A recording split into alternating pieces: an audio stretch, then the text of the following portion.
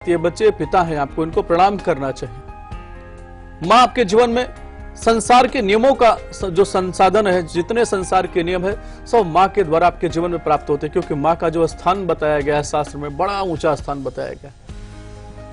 आपके जीवन में चतुर्थेश पीड़ित हो रहा है तो उसको अच्छा करना बहुत आवश्यक है। अगर आप आज हमारे जो दर्शक देख रहे हैं, जिनकी आने वाली पीढ़ियों के लिए कुछ चीजों का योग बनाना चाहते हैं, उन माताओं को समझाना चाहते हैं, अगर आपके बच्चे के पत्रिका में चतुर्थेश पीड़ित है तो कहीं ना कहीं से आपके बच्चे के जीवन में नकारात्मक चीजों का समावेश होने वाला है, वो गलत कार्य करने वाला है। आज तो चोरी कर रहा है, कल आगे जाकर के और सारी समस्याओं का योग बना सकता है। तो सबसे पहला कार्य करना है, उसके चतुर्थेश को मजबूत करना है कि आपके बच्चे का जो आत्मबल है वो सत्य के मार्ग पर चले, कोई गलत कार्य ना करे और अपने जीवन में सुख शांति का योग बनाए। उसी में आपके हृदय में भी प्रसन्नता होगी।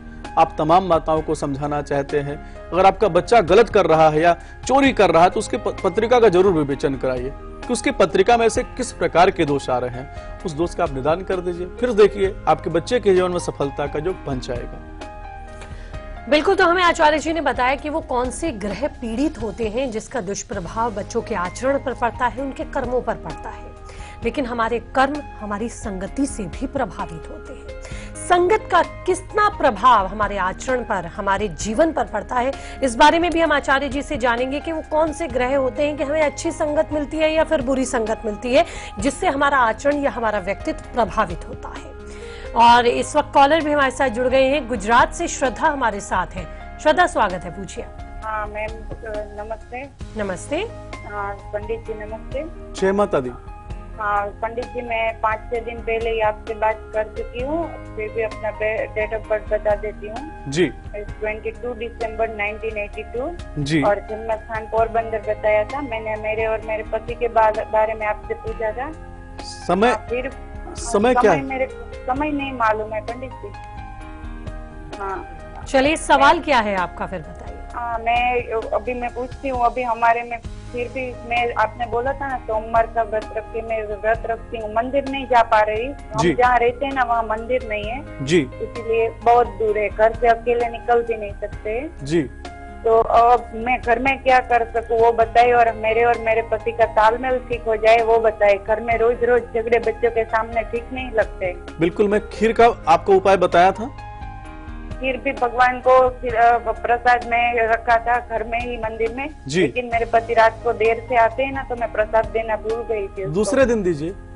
हाँ ठीक है, अभी मैं ऐसा ही करूंगी अगले सोमवार से। फिर भी कोई ऐसा उपाय बताए जो मैं घर में बैठ जो के प्रतिदिन कर सके और आपको लगता है कि बिल्कुल। देखिए, सबसे पहले चीज क्या है ना ज्योति जी, समझना होगा मनुष्य जो है अपने जीवन में अच्छे आनंद को प्राप्त करना चाहता है। देखिए, हम आपको समझाने चाहते हैं कि हमारे जीवन में इस प्रकार की जो पीड़ा का योग बना उसका कारण क्या है।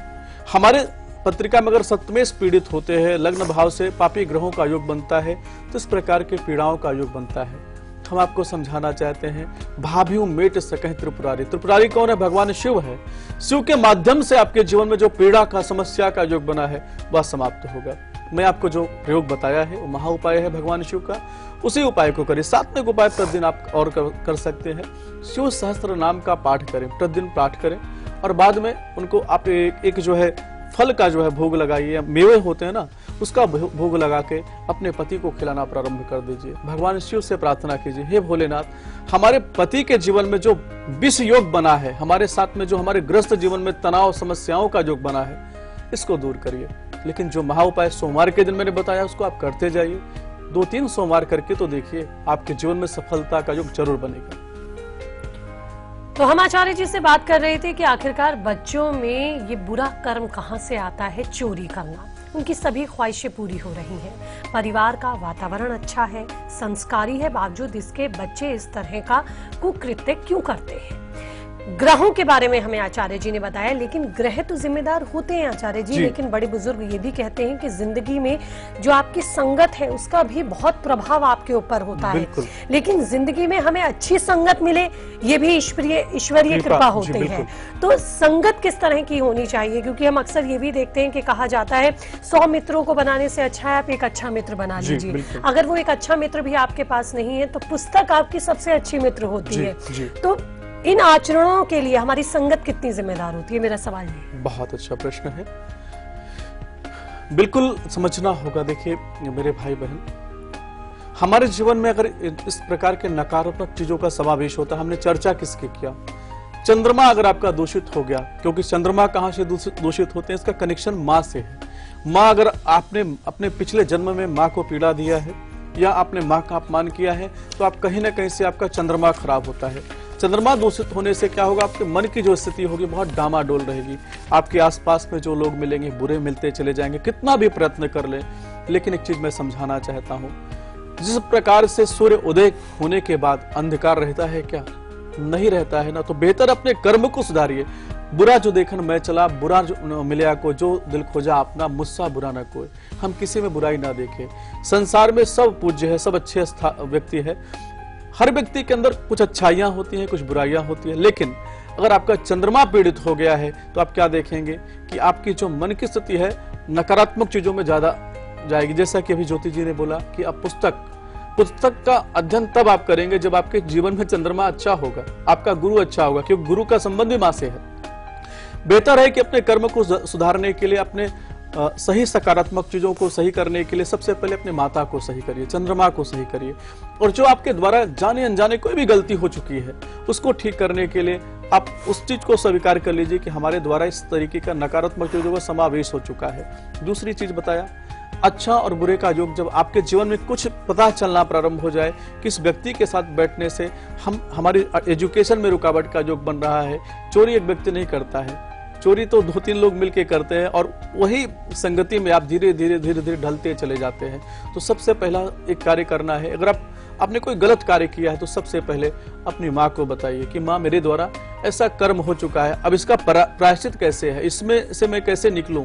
क्या होगा कि थोड़ी देर के लिए आपको पीड़ा जरूर होगी, लेकिन आपका जो चंद्रमा है अच्छा होता चला जाएगा। और चंद्रमा अगर आपका अच्छा हो गया, करोड़ों रुपए किसी का रखा है, अरबों रुपए किसी का रखा है, आपका जो हृदय होगा ना वो कभी विचलित नहीं होगा।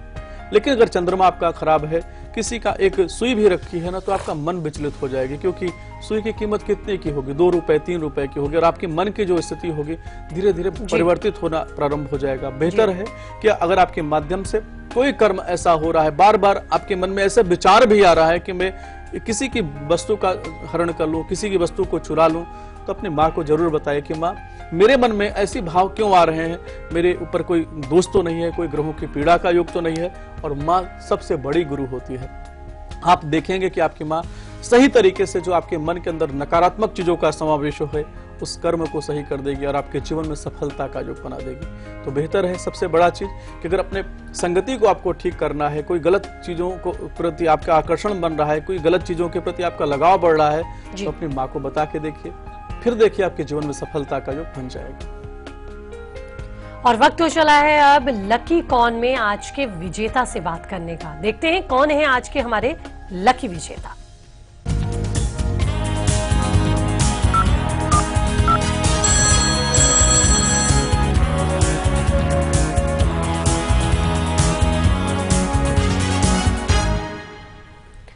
तो लकी कॉलर को फोन लग चुका है और वो इस वक्त टेलीफोन लाइन पे हमारे साथ जुड़ भी गए हैं। क्या नाम है आपका, कहां से बोल रहे हैं आप? क्या हमारे लकी कॉलर हमें सुन पा रहे हैं? क्या आप तक मेरी आवाज पहुंच रही है?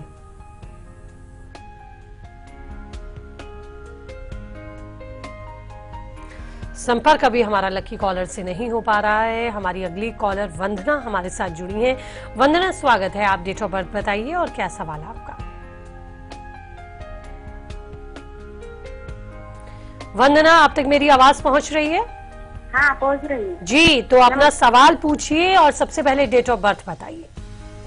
मैं अपने बेटी के बारे में पूछना चाहती हूँ जी। डेट ऑफ बर्थ 12 अगस्त 1998 जी। 12 अगस्त 1998 जी। समय 12:10। सुबह का, दोपहर का। दोपहर। जन्म स्थान कहाँ का है? इचलकरंजी जी। कोल्हापुर डिस्ट्रिक्ट, कोल्हापुर जी, महाराष्ट्र, कोल्हापुर। क्या जानना चाहते हैं? सवाल? वो उन्होंने अभी नीट की परीक्षा दी है, जी। वो आगे क्या पढ़ेगी, कैसा रहेगा उसका आगे का वक्त? बहुत अच्छी पत्रिका तो पंडित, और एक बात पूछना चाहती हूँ, जिसकी पत्रिका नहीं होती इसके बारे में तुम कैसे जानते हो? बिल्कुल, 2 प्रश्न आपने किया है। पहला तो मैं आपकी बच्ची की पत्रिका का उत्तर देना चाहता हूँ। बहुत अच्छा समय आपकी बच्ची की पत्रिका में चल रहा है। 5 अगस्त 2019 तक का जो समय आपकी बच्ची का बहुत उच्च कोटि की सफलता का योग बना है। बहुत अच्छा राजयोग आपकी बच्ची की पत्रिका में बना है। गज केसरी योग इसकी पत्रिका में 6ठे भाव से बना है। प्रभाव जरूर आएगा, लेकिन थोड़ा सा समस्याएं मिल सकती है। छोटा सा दोष इसकी पत्रिका में है, काल सर्प दोष लगा, एक पन्ना रत्न आपको धारण करना चाहिए। और आपकी बच्ची को बोलिए कि गणेश जी की उपासना करना प्रारंभ कर दे। दूसरा प्रश्न आपने किया है, जिनके पास date of birth, time, place of birth नहीं है, उनके लिए आप क्या बताते हैं? मैं आपको बताना चाहता हूँ, प्रश्न कुंडली के माध्यम से बताया जाता है और हस्तरेखा के माध्यम से बताया जाता है। अगर आपके पास date of birth, time, place of birth नहीं है, तो आपके प्रश्न कुंडली के माध्यम से आपके प्रश्नों का उत्तर दिया जाता है। और आपको वो भी नहीं बताना चाहते हैं, तो आपके हस्तरेखा के माध्यम से आपके भविष्य का फल बताया जाता है। तो कॉलर्स के सवालों के जवाब हम आगे भी देंगे, जैसे जैसे हमारे कॉलर्स हमारे साथ जुड़ेंगे, लेकिन महा उपाय भी हम आचार्य जी से लेंगे उन बच्चों के लिए, उन पेरेंट्स के लिए, परिजनों के लिए जो अपने बच्चों की चोरी करने की आदत से परेशान हैं। उनकी कई बार काउंसलिंग भी करते हैं, उन्हें प्यार से समझाते भी हैं, डांटते भी हैं, लेकिन बच्चे इस तरह की आदत से निकल नहीं पा रहे हैं। तो वो क्या उपाय है जो मदद करेगा आपकी भी और आपके बच्चे की भी इस बुरी आदत को छोड़ने में। और अब बात हो जाएगी पीले नाखूनों को चमकदार बनाने की। फिट है तो हिट है में देखते हैं ये खास उपाय।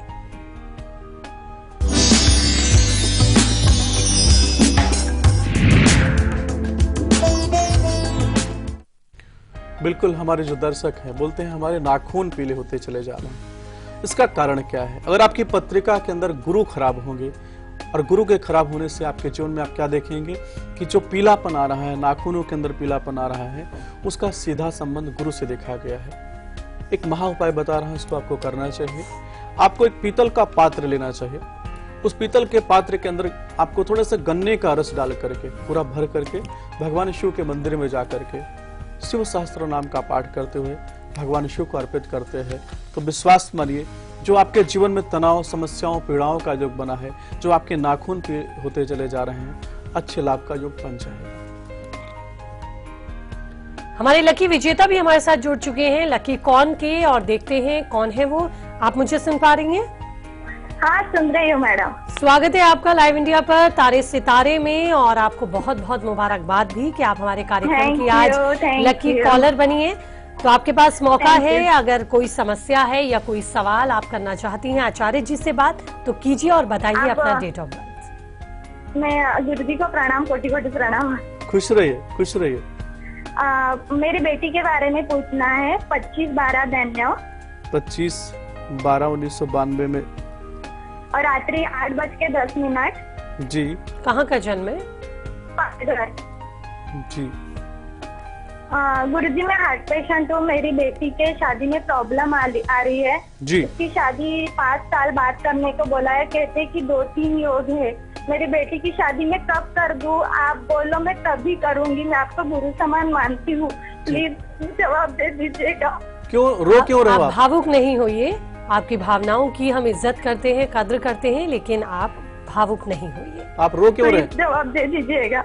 बिल्कुल आप रोइए नहीं, सबसे पहली चीज। दूसरी चीज मैं समझाना चाहता हूँ, मुझे भी उत्तर देना बड़ा मुश्किल हो जाता है। जैसा कि आपके बच्चे का पत्रिका का हमने विवेचन किया है, कर्क लग्न के अंदर जन्म हुआ है। लग्न के स्वामी चंद्रमा महाराज जी हैं। चंद्रमा और सूर्य के साथ थोड़ा सा अमावस्या दोष लगा रहे हैं, उसको आपको चिंता करने की जरूरत नहीं है। मैं एक उपाय बता रहा हूँ, अमावस्या के दिन आपकी बच्ची के माध्यम से कराएं।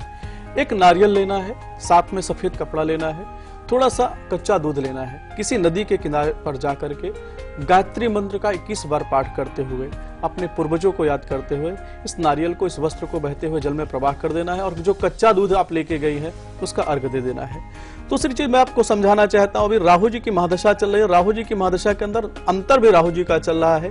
नेक्स्ट ईयर में आपकी बच्ची का विवाह का योग नवंबर से प्रबल योग है। अभी से तैयारी करना प्रारंभ कर दीजिए। विवाह के पहले आपकी बच्ची के वजन के बराबर जौ बहते हुए जल में प्रवाह करा दीजिएगा, और राहु जी के विशेष पूजन कर दीजिएगा। विश्वास मानिए, हमारी बिटिया के जीवन में अच्छी सफलता का, अच्छे गृहस्थ जीवन का योग बन जाएगा। और अब हम जानेंगे आचार्य जी से वो महा उपाय जो मदद करेगा हमारे बच्चों की भी और उन परिजनों की भी जो अपने बच्चों की चोरी करने की बुरी आदत से परेशान है। देखते हैं वो महा उपाय।